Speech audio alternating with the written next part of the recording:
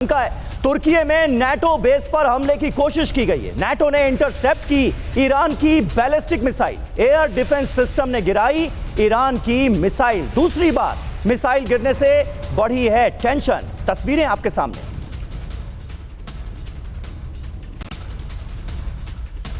अब तुर्की की ईरान को चेतावनी, जहां मिसाइल हमले पर धमकी और साथ ही राष्ट्रपति एर्दोगान ने कहा सदियों पुराने रिश्ते खराब हो सकते हैं। नेटो के साथ पूरे मामले पर नजर।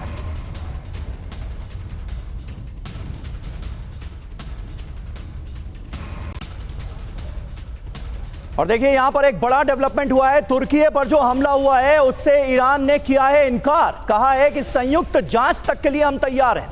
ईरान के राष्ट्रपति मसूद पेजेश्कियान का बयान आया है, इलाके में शांति चाहता है ईरान और तुर्की पर जो हमला हुआ है उसके पीछे ईरान का हाथ नहीं है, यह कहा है पेजेश्कियान ने। तो महायुद्ध की आशंका बढ़ी। फिलहाल खबर क्या है? तुर्की में नेटो बेस पर दूसरी बार इंटरसेप्ट ईरानी मिसाइल और तुर्की की चेतावनी ये कि नेटो के एयर डिफेंस ने हमारी रक्षा की है, हर खतरे के खिलाफ जरूरी कदम भी उठाएंगे क्योंकि खतरे में 1000 साल पुरानी दोस्ती है। ऐसे में बड़ा सवाल, क्या ईरान जंग में नेटो भी उतर सकता है? जी हां, इसकी वजह क्या है ये देखिए। आर्टिकल 5 के तहत सदस्य देश पर अगर प्रहार होता है तो इसे नेटो पर हमला माना जाता है और तुर्की नेटो मेंबर है, नेटो का सदस्य देश है तुर्की। इसलिए ये आशंका बढ़ती हुई नजर आ रही है कि ये जंग Iran versus America, Israel plus NATO में तब्दील ना हो जाए। अचल सर, क्या इस बात की आशंका आपको नजर आती है? हालांकि यहां पर पेजेश्कियान ने एक बात साफ की कि देखिए अमेरिका और इजराइल मिलकर हमें आपस में लड़ाने की कोशिश कर रहे हैं, हमारा हाथ नहीं है, हम ज्वाइंट जांच के लिए भी तैयार हैं, संयुक्त जांच आप करा लीजिए। फिर भी क्या यह तनाव इस हद तक पहुंच सकता है आने वाले वक्त में?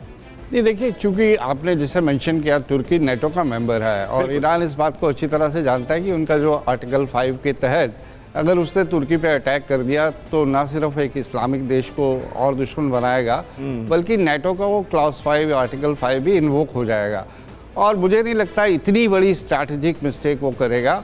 और यही एक लॉजिकल एक्सप्लेनेशन भी है कि इस तरह का माहौल क्रिएट किया जा रहा है कि जैसे ईरान ने एक नाटो मेंबर के ऊपर अटैक कर दिया है। ये उसको एक किस्म का मिस इन्फॉर्मेशन या इन्फो वॉर या साइको वॉर का हिस्सा मान के फिलहाल हमें चलना चाहिए, खास तौर से जब ईरान की तरफ से इतनी खुल के क्लैरिफिकेशन दी गई है। बड़ी बात आप सर कह रहे हैं, लेकिन प्रदीप सर सवाल यही है, दो फैक्टर्स पर बात कर रही हूँ। ऐसे में नेटो की रेडीनेस इस हालात को लेकर, दूसरा चीन को कर्ब करने के लिए क्या वाकई अमेरिका उसको इकोनॉमिकली स्ट्राइक देने के लिए भी ईरान पर वार करता रहेगा?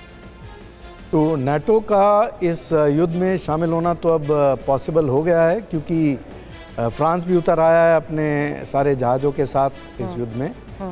दूसरी तरफ चीन तो सपोर्ट कर रहा है ईरान को इंटेलिजेंस में और किस हद तक करता रहेगा ये आगे देखना होगा।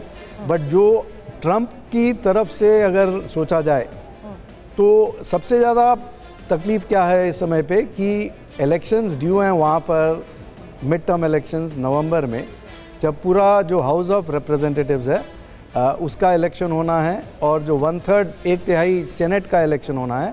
और अगर इकॉनमी में इम्पैक्ट आता रहा, अगर प्राइस बढ़ती रही, तो मैं वहाँ पर रहता हूँ, तो ग्रोसरी बिल अगर बढ़ता रहा, गैस बिल अगर बढ़ता रहा, तो मेरे इलेक्शन में, मेरे जीतने में प्रॉब्लम होगा।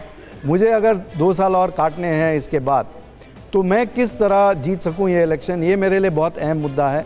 तो अब मेरे को इस युद्ध में जो प्राइस बढ़ रहा है तेल का, उसको कैसे नियंत्रण में लाना है, एक ये मेरे लिए बहुत बड़ा मुद्दा है।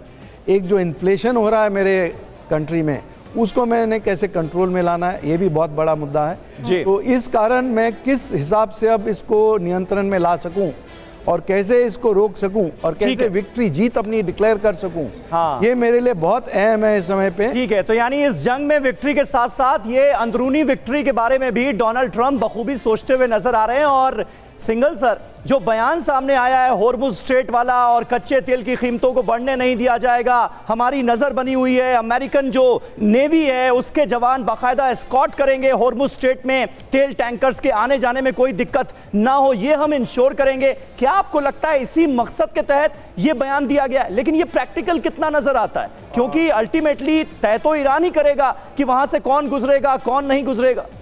तो समीर, बात यह है कि जो प्रेसिडेंट ट्रंप बोल रहे हैं और जो प्रैक्टिकल होगा, मेरे ख्याल से उसमें काफ़ी डिफरेंस आएगा। हाँ। क्योंकि अगर वो अमेरिकन नेवी एस्कॉर्ट करना शुरू करती है तो उससे क्या होगा कि ईरान को केवल एक मिसाइल या एक ड्रोन छोड़ना है और 100 में से अगर एक ने भी अटैक कर दिया तो उसका क्या नतीजा होगा वो प्रेसिडेंट ट्रंप के लिए बहुत नुकसानदेह होगा। तो मेरे ख्याल से अमेरिकन नेवी इंश्योर नहीं चाहेगी कि उनके जो है उनके जो जहाज हैं, जो फाइटर जहाज हैं, उनके जो पानी के जहाज हैं उनके, वो उनको कोई खतरा पैदा हो। मेरे ख्याल से प्रेसिडेंट ट्रंप जो बोल रहे हैं इस वक्त, जो बोल रहे हैं जस्ट एश्योरेंस के लिए बोल रहे हैं और थोड़ी धमकाने की कोशिश करी जा रही है। बट इससे ज़्यादा मुझे नहीं लगता प्रैक्टिकली ये होगा, क्योंकि इंडिया ने भी कहा है कि we are on watch. Right sir. कि अभी जो है हम भी हमने नेवी को वहाँ लगाया है, लेकिन ऑन वॉच देख रहे हैं हम कि क्या सिचुएशन है। तो कोई भी देश इस वक्त नहीं वहाँ उसमें इन्वॉल्व होना चाहेगा, चाहे वो अमेरिका हो या कोई और देश हो, जब तक कि बिल्कुल एकदम ज़रूरत ना पड़ जाए। तो मुझे इसमें ये ज़्यादा लग रहा है, एश्योरेंस ज़्यादा लग रही है इसमें, ना कि जो है रियलिटी। क्योंकि वो कह रहे हैं कोई हरकत ना करे ईरान, ईरान को एक तरफ कह रहे हैं वो ख़त्म हो चुका है, फिर वो हरकत करने के लिए क्या बोल रहे हैं उनको, अगर वो ख़त्म कर चुके हैं उसको। तो ये मेरे ख्याल से केवल डोमेस्टिक जो पॉपुलेशन और उस एश्योरेंस का सर फायदा ये हुआ कि कहाँ $117 प्रति बैरल तक पहुंच गई थी कीमतें, वो $92 तक आ गई। जी, तो वो फायदा हो गया उनको।